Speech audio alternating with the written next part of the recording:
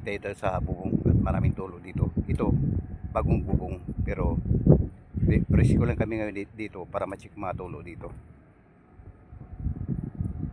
Ang pinagdudahan ko dito matulo dito pag ganitong bagong bubong. Dito sa Tisco dumadaan to. Yan, dikitan na namin yan. Yan. At marami pang tulo pa yan. So check natin kung saan ang galing talaga matulo na to.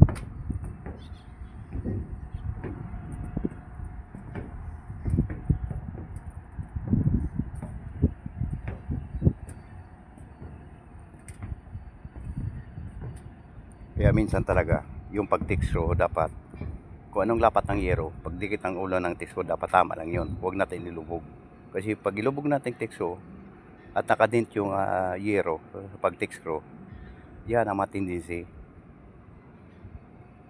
na tumutulo yung bubong kahit bago yan. Kaya dapat iwasan natin yan.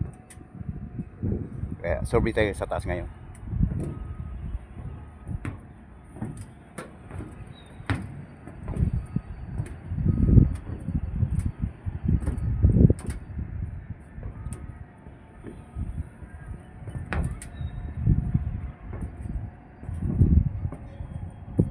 Yan, kagaya niyan, nakadent na naman. So kailangan natin, dikitan naman natin yan ng sealant. Yung lubog pagka-texture dapat iwasan natin yan.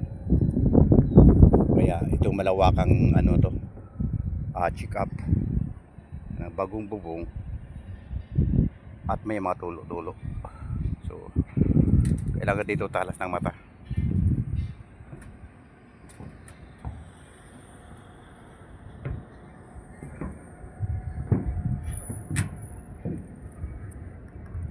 Yan. Yung iba may mga sealant na yan. Lubog pagka-texture. Yan ang problema. Ulitin ko, huwag nating sanayin kung mag-texture tayo na ilubog natin pag-texture natin. Dapat kung anong ganito, sample ko lang. Yan, ito magandang lapat to. Hindi lumabas yung washer at sakto lang ang lapat niya ng texture. Kasi pag ilubog natin yan, wala na.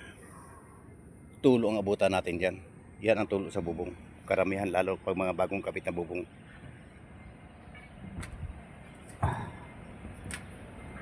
So, kaya dito, tsaga-tsaga lang. Dami yung mga lubog-lubog na texture yan, no?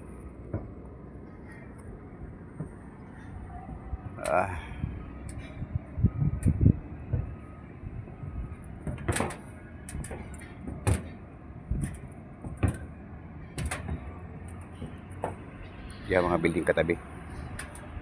Yan.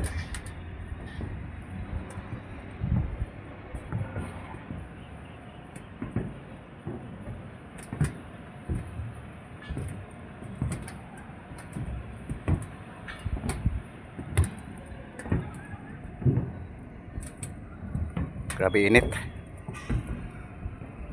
Yan, oh. Init. Sige lang, tigis lang.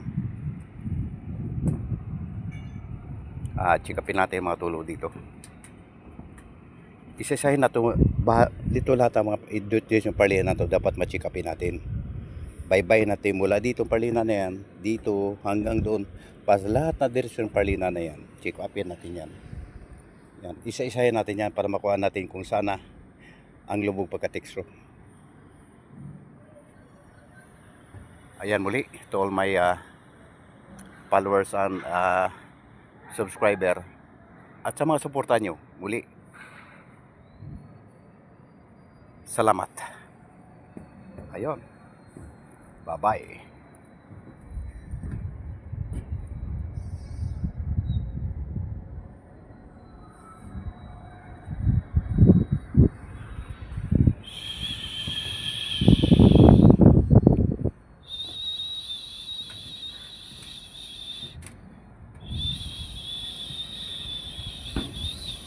Init.